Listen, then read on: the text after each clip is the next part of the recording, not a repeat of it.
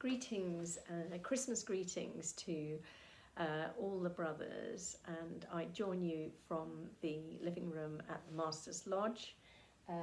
As you know, we were to have had a drinks with the brothers, our annual event this evening, and I'm genuinely so sorry that we were not able to welcome you this evening, and we look forward to a new date in the new year when we can all get you over. Thank you so much for your kind words of sympathy and the cards that you've sent, which have all been very cheering. I have to say that I do feel so much better this week. I tested positive on early Wednesday last week and just thought I had a minor cold and just kept going. But actually, often it's only when you actually get better that you realise how grim you felt. So I'm delighted to report that I'm firing on all cylinders, working away in the Masters Lodge. I'm just sorry I can't join you for lunch and see you around the site. Mark is testing negative every day. We have a large house, luckily, with plenty of rooms, so we're keeping away from each other. And so we're hoping both to be able to join you for Christmas lunch, fingers crossed.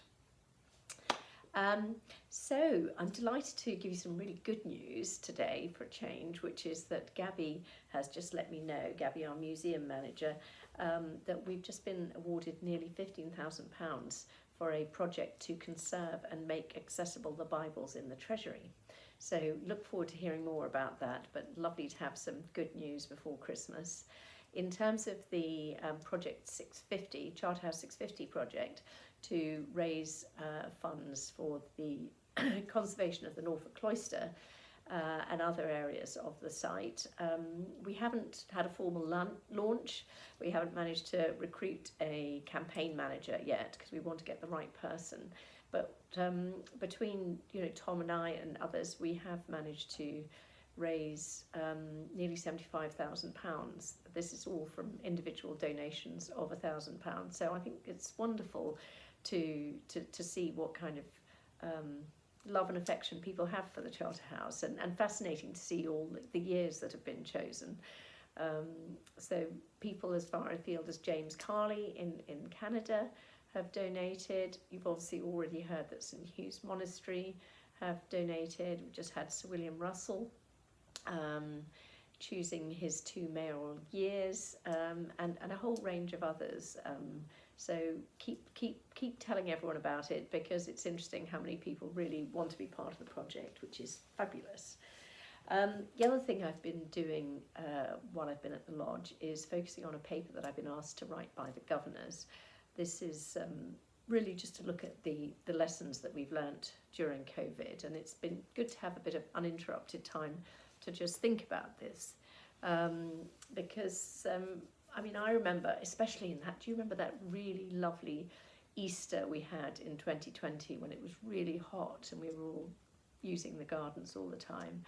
I do tend to dash around rather a lot, but it really, for me, was an opportunity just to stop and look at the flowers, listen to the bird song, and appreciate the lack of traffic, the lack of noise from airplanes. It's really quite a different London. And Mark and I took the opportunity to see how many parks in London we could visit. We ended up cycling to over 67 parks, which just shows what a fabulous green city we live in. But there were many other aspects. Obviously, from an organisational point of view, we had to be nimble and sort of make constant changes. For example, in terms of the dining arrangements and the whole question of home and away, and who was eating in and who was delivering food, and so on and so forth. We did other things like engaging the public in different ways by doing the online lectures, which we would hope to continue to do. But on a personal level, I think one thing that COVID reminded me of, and continues to remind me of, this time of year particularly, is just how important the community is for all of us. I was part of a community engagement Zoom session today, and one of the brothers just said how normally Christmas for him, a new brother was saying how normally Christmas he would be on his own, and so he was just really looking forward to being part of the community at this time of year. And really, you know, thinking back, it was quite extraordinary how we all supported each other. Brothers supported each other, staff did their best, staff supported each other. It was really amazing how people rolled up their sleeves, got on with helping in the garden, and have continued to do in many ways. And the only way we can really nurture and develop the community is by making sure that we continue to listen to each other and hear suggestions and understand if there are objections, and keep the dialogue going.